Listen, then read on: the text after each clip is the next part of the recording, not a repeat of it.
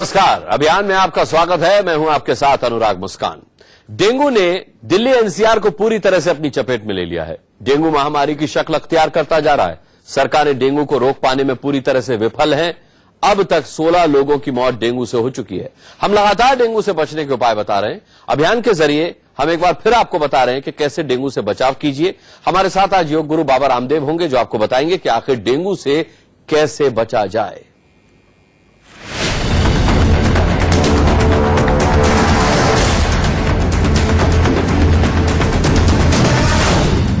किसने सोचा था कि एक मच्छर इतनी मुश्किलें खड़ी कर देगा?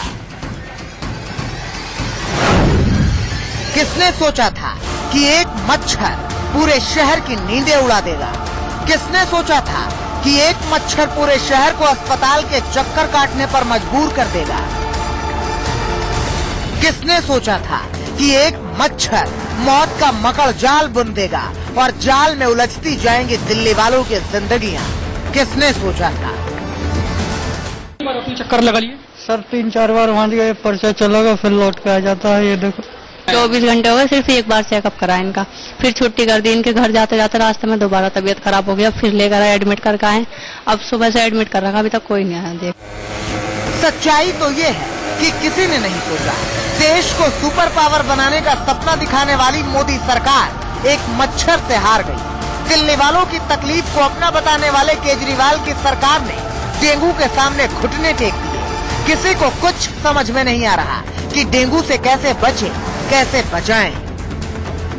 सरकार की वो खाना पूर्ति है कि उन्होंने एडमिट तो किया है, मगर एक एक बेड पे अभी भी 3-3 पेशेंट है और पूरी रात किसी को कोई ट्रीटमेंट नहीं दिया। कोई केयर ही नहीं हो पा रही, आधा घंटा हो जाता है, सुनाई नहीं होती। एक बेड पे 2 पेशेंट है। आलम यह है कि डेंगू के सामने लाचार हो गई है दिल्ली। संगम विहार की रहने वाली 3.5 साल की बच्ची नेहा की मौत डेंगू से हो गई। द्वारका में सचिन नाम के शख्स की मौत डेंगू से हो गई। एम्स में एक और शख्स की मौत डेंगू से हो गई। दिल्ली में पिछले 24 घंटे में 3 लोगों की मौत डेंगू से हुई।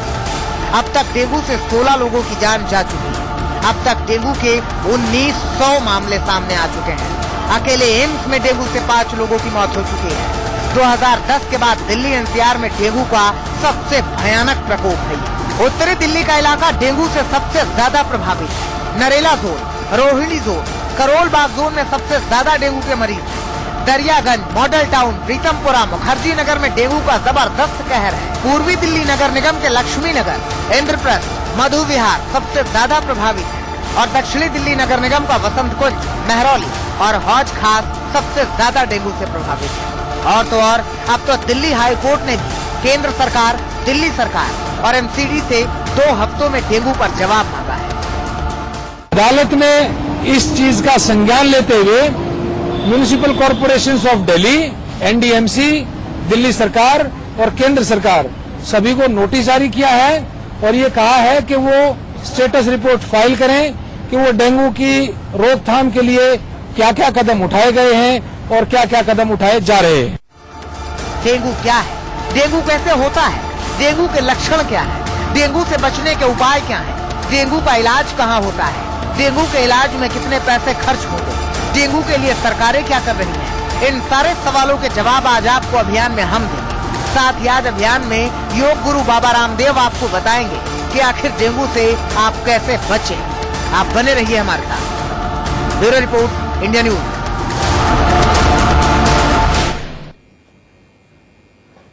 योग से बेहतर क्या हो सकता है, या आयुर्वेदिक नुस्खों से बेहतर, या घर में ऐसी चीजें हो जिनका सेवन करके आप डेंगू से बच सकें, तो इससे बेहतर क्या हो सकता है? बाबा रामदेव से जानते हैं क्या है डेंगू से बचने के आयुर्वेदिक और घरेलू नुस्खे।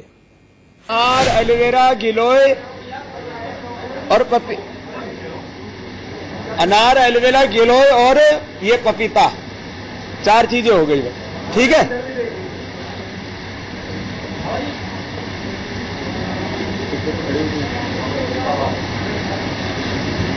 खड़े होके खिंचवाना है। लो तुम लोग बैठे, ठीक है।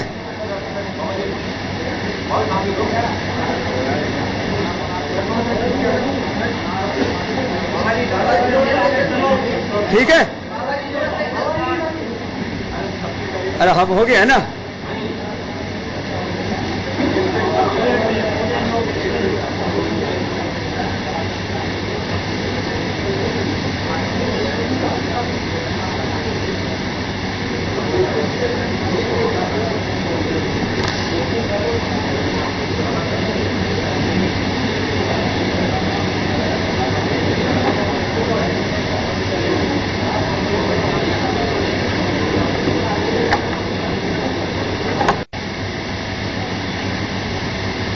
मेडिकल साइंस में डेंगू के लिए कोई कारगर उपचार नहीं है।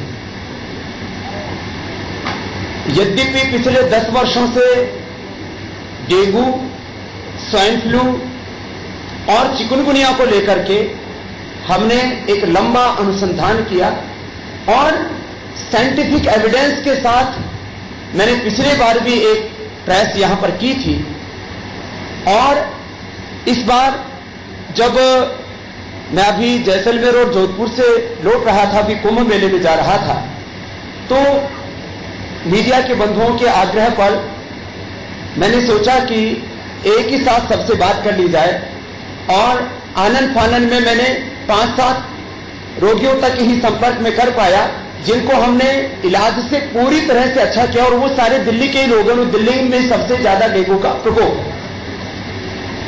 मेरे बाएं तरफ ये जो बच्चा बैठा हुआ है इसका नाम सुशांत है और जब ये हॉस्पिटल में भर्ती हुआ और जो एंटीजन पॉजिटिव टेस्ट आया इसका और प्लेटलेट घटते घटते जब इसके 25,000 पर पहुंच गए तो परिवार घबरा गया। इसके माता पिता दोनों भी साथ में आए हुए। ये आश्रम से पुराने जुड़े हुए थे। इसकी मां ने रोते रोते मुझे फोन किया कि स्वामी जी अब तो हमारा बच्चा गया। मैंने कहा आप लोगों को तो मैंने बताया हुआ है कि आप गिलोय, एलोवेरा, पपीता का पत्ता और अनार, इन 4 चीजों का जूस पिए और ये 4 चीजें पूरे हिंदुस्तान में सबको सुलभ है। कोई भी ऐसी दुर्लभ इसमें जड़ी बूटी नहीं। 50-50 ml इनका रस लेकर के और ज्यादा स्थिति खराब हो तो 2-2 घंटे के अंतर से, अन्यथा दिन में 3 से 4 बार पिलाने से डेंगू 100% नियंत्रण में आ जाता है। एंटीजन टेस्ट नेगेटिव आ जाता है। प्लेटलेट्स जो खतरनाक तरीके से घट रहे होते हैं वो बढ़ने लगते हैं और इसमें एक खास बात यह भी होती है कि इसमें एसजीपीटी भी बढ़ जाता। माने एंटीजन पॉजिटिव आने का जो सिम्टम्स है वो शरीर में कई प्रकार के उपद्रव पैदा करता है। लीवर को डैमेज करता है, प्लेटलेट्स को तोड़ता है, इसलिए प्लेटलेट घटने लगते हैं और जब प्लेटलेट बहुत ज्यादा घट जाते हैं तब डेंगू के कारण से, अर्थात डेंगू का एक साइड इफेक्ट हुआ, कॉम्प्लिकेशन हुआ, प्लेटलेट का घटना, उसके कारण से व्यक्ति की मौत हो जाती है। हमारे पास में 1-2 नहीं इसके हजारों प्रूफ्स। अभी जो मैं आपके सामने कुछ रखूंगा यहां पर, ये सारे के सारे मेडिकल रिपोर्ट्स हैं सभी पेशेंट्स की, वो आपके सामने रख रहा हूं, जिनका सभी का एंटीजन पॉजिटिव है टेस्ट, सबका प्लेटलेट्स घट चुका था और इसमें कुछ लोग हॉस्पिटल में भर्ती थे तो कुछ लोग हॉस्पिटल से, अब जैसे ये हॉस्पिटल में भर्ती हो गया था सुशांत, लेकिन इसने जब देखा कि अब कोई उपचार कारगर नहीं हो रहा है तो एलोपैथी की दवा बंद कर दी और मात्र 4 दिनों में इसने 5 सितंबर को यही 4 चीजों का रस पीना शुरू किया, गिलोय, एलोवेरा, पपीता का पत्ता और अनार। क्योंकि हॉस्पिटल के पास ही घर था। कौन सा हॉस्पिटल था बेटा? Metro hospital. मेट्रो हॉस्पिटल में तो मां इसकी बना करके लेके जाती थी और इसको जो है दिन में 4 बार ये जूस पिलाती थी। भयंकर उल्टी, बुखार, पूरा शरीर टूटता था। जो सिम्टम्स होते हैं सभी डेंगू के पेशेंट्स के, उल्टी होती है, बुखार बहुत होता है, पूरा शरीर टूटता है, भूख नहीं लगती है और जो है घबराहट होती है। इस लड़के के 5 तारीख को 27,000 प्लेटलेट्स थे, वो सारी रिपोर्ट यहां पर है और जो है एंटीजन पॉजिटिव की भी। और 9 तारीख को इसकी दोबारा रिपोर्ट करवाई, 4,44,000 इसके प्लेटलेट है। 27,000 की भी रिपोर्ट है और 4,44,000 की भी रिपोर्ट है। कोई भी देख सकता है, ये कोई चमत्कार वैसा नहीं है कि कोई गोलगप्पे और रसगुल्ले वाली कृपा नहीं है। ये पाखंड वाला काम नहीं है मेरे भाई कोई। ये एक पेशेंट की मैंने बात की, डॉक्टर ने बोला कि भाई एलोपैथी की एक भी दवाई नहीं ली। एलोपैथी में प्लेटलेट्स को बढ़ाने के लिए जो है फोलिक एसिड देते हैं, विटामिन सी देते हैं, बुखार के लिए क्रोसिन देते हैं, उल्टी हो जाए तो एमसेट आदि देते हैं। इसने कोई दवाई नहीं ली एलोपैथी की, केवल इन 4 जड़ी बूटियों का प्रयोग करके 4,44,000 प्लेटलेट किए। बाद में डॉक्टर ने पूछा तुम सच बताओ तुमने किया क्या? इन्होंने कहा कि हमने 4 चीजों का जूस पिलाया। बोलो पिलाना बंद कर दो और ज्यादा ना बढ़ जाए। अब उनको ये तो पता नहीं कि कोई ये नॉर्मल आदमी भी इनका जूस पिए तो ऐसा नहीं है कि उसका प्लेटलेट कोई 5 लाख से ऊपर चला जाएगा, माने जितना होना चाहिए उतना तक ही जाएगा। एक सिंपल सी बात। और ये गिलोय पूरे दिल्ली के हर कोने में लगी हुई है। कोई भी इसकी थोड़ी भी पहचान करे तो आपको पता लगेगा। दिल्ली एयरपोर्ट पर जाएंगे तो आपको रास्ते में दोनों तरफ मिलेगी, किसी कॉलोनी में घुसेंगे तो कहीं ना कहीं आपको लगी हुई मिल जाएगी।